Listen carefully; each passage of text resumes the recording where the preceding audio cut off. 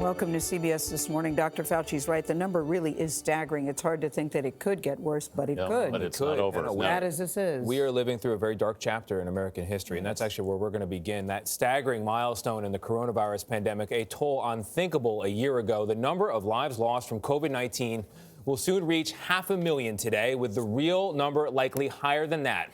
We're talking about roughly 1 in every 670 Americans. Think about this. 300,000 people died in the U.S. in the first 10 months of the pandemic, and nearly 200,000 more have died just since mid-December.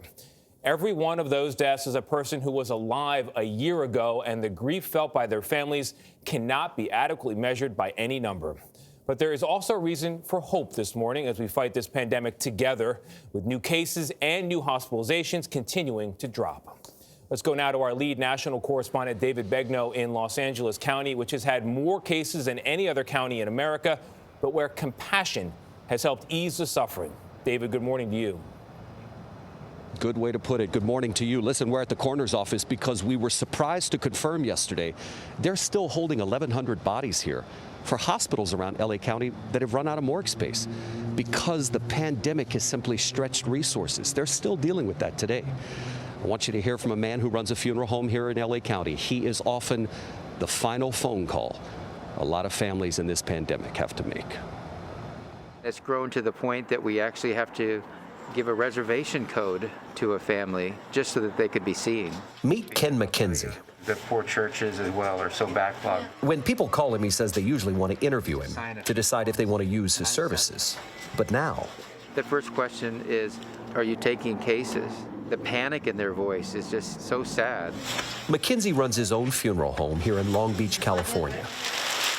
He says even with cases declining, he is busier now than at any other point in the pandemic. A year ago, people were complaining about not finding toilet paper and hand sanitizers. This time of year, we're concerned because we're running out of granite for headstones. She gave COVID to her sister, and now the sister died, and we're mimicking the same funeral. I've been doing this since I was 19 years old. Those words that come so easily, I struggle with lately. Among the nearly 500,000 people who have died with COVID-19, these are just some of the faces of the people McKenzie and his team have cared for in death, including 3 members of the Rangel family who McKenzie cremated. In a span of 16 days, all 3 of them passed due to COVID. Luis, Jerry, and Alma Rangel. My sister was alone. We had to watch her on an iPad take her last breath. I had to ask a doctor that I didn't know to hold her hand for me because I couldn't be there for her. It was the Rangel family walking into his funeral home with back-to-back deaths that just broke him. I have never broke down. I'm supposed to be the professional, and it was yet another death with the same family, and I sat there and cried with them. What was it that made you break down? It's just hopeless. It's like unreal. I gotta say, listening to you is such a reality check, but I'm just waiting for the trolls who will watch this and say, it's nothing but fear-mongering. When you say trolls, I like that you said that because that's, to me, someone that just is not informed, that's under a bridge, that's hiding, that doesn't want to face the truth. I'm hoping these words today hit home to those people. Tonight at sunset, President Biden is planning to make remarks at a candlelight vigil honoring the nearly 500,000 people killed. Mr. Biden will be joined by the First Lady, the Vice President, and the Second Gentleman. I'm glad they're doing that, David. You know, you've been covering this story from the very beginning. You've seen a lot of loss covering this story, and you've shared those stories with us. Some of them have been heartbreaking. On the other hand, some of them have also been very uplifting, too.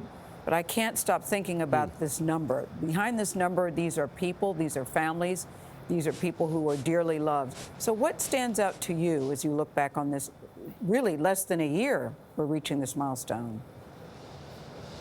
Gayle, I have to be honest with you. The first thing that comes to mind is a story we haven't told. It might be the one story we haven't told, and it is the disrespect that has been done by the trolls on social media, which have for the last year sowed doubt, mistrust, and really poison the public health here. And politicians really are to blame in many respects, right?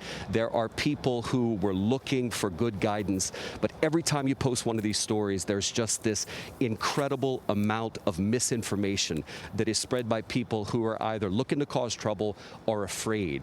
And it's not only done a disservice to trying to keep people on the same page, it's been disrespectful to the memories of the nearly 500,000 people. That's one of the things that I reflect on. Such a good point. I love the man in your story who just said, you know, a year ago we were fighting about toilet paper and hand sanitizers. Now we're talking about tombstones. I can't, that will stick with me. So where are we now? Where are we going from here, do you think?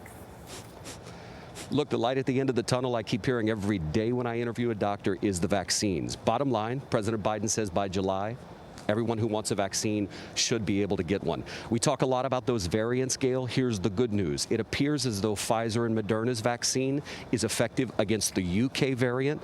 It's only about 50% effective against the South African variant.